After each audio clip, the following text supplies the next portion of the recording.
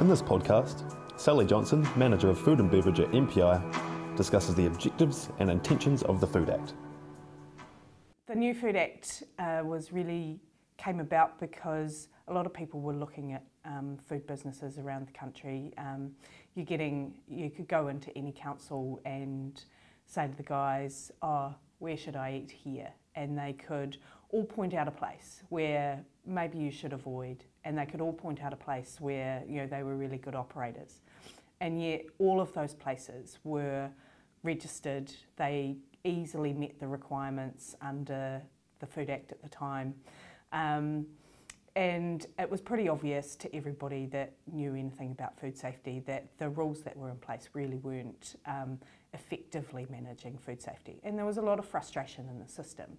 There was a lot of frustration from food businesses because even they knew in a lot of cases that what they were being asked to do had little or nothing to do with food safety in a lot of cases. A lot of the councils were really frustrated because they felt that they weren't able to provide a good service to their community, that the Act was getting in their way of being able to manage food safety effectively in their community or for their community. Bigger businesses were really worried that the level of illness in New Zealand was putting New Zealand's reputation as a trusted supplier of food at risk. And we had a lot of people that were saying we can do better. So there was a process in place to kick off what a new Act should look like. And it became pretty apparent early on that it should be risk-based. So where businesses were handling foods a lot or handling foods that were higher risk, then they should be subject to different rules from people that were making foods with lower risk. So that was pretty much an easy sell in the Act. It's almost a no-brainer really. And then it was a bit of a drama trying to get it through into Parliament, as these things can be.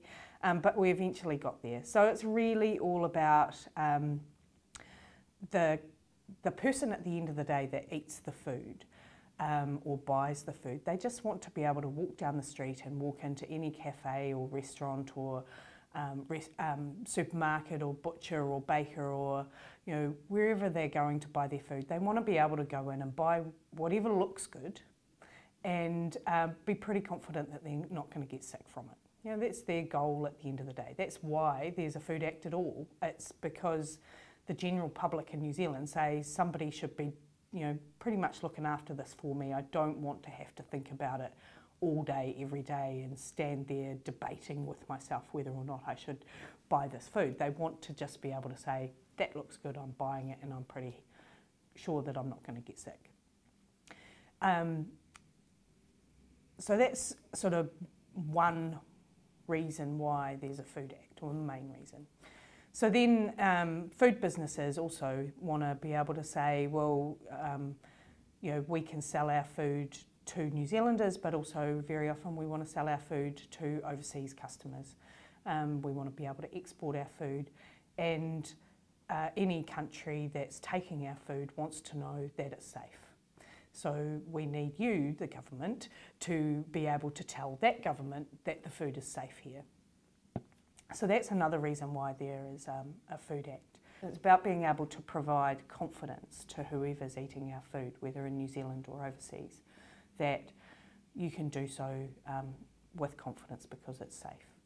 And that's where that goal of having New Zealand's most trusted supplier of food kind of comes from. What else is an objective of the Act? The objective of the Act is to ease some of the frustration that business were having with the old rules, where it was one size fits all and didn't really allow for a lot of thinking outside of the box.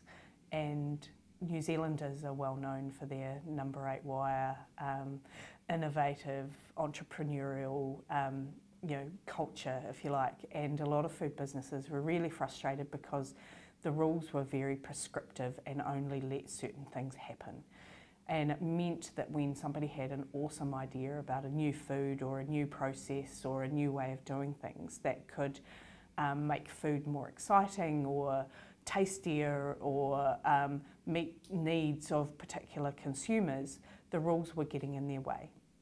The new Act is outcome-based as well as being risk-based, so it basically gives a lot more freedom for businesses to display their innovation and to get new ideas to market more quickly, because as long as they can find a way to do it safely, it's okay under the law, whereas it wouldn't have been under the old law.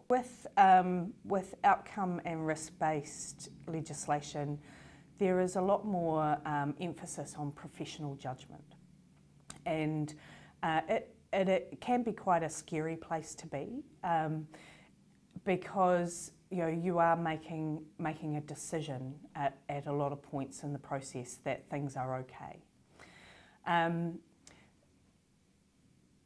I guess how a verifier can be confident that they're doing the right thing is having some confidence in the knowledge and experience and training that they've had that gets them to this point.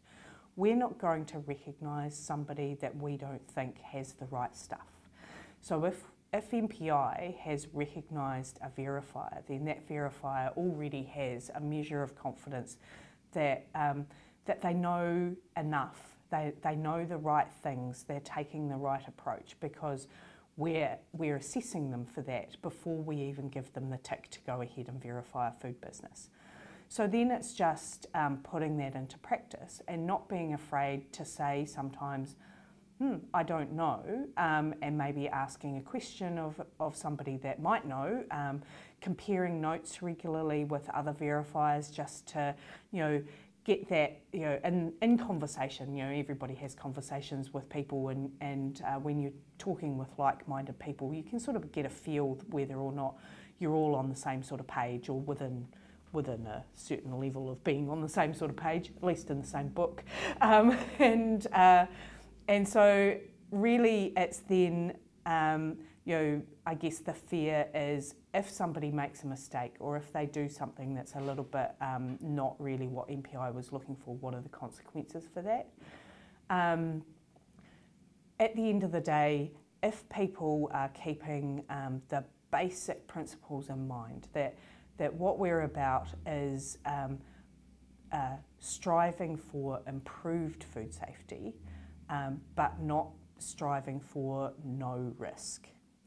There is, in this current environment, with the technologies that are available to us, with the clean, green New Zealand environment, and the fact that a lot of foods are natural products, there will never be a case of no risk. We're not about zero foodborne illness ever. We're about saying that the levels that we've had under prescriptive law have been too high, and we can do better. It's about continually improving and looking for better practice. We're not yet at a place of best practice.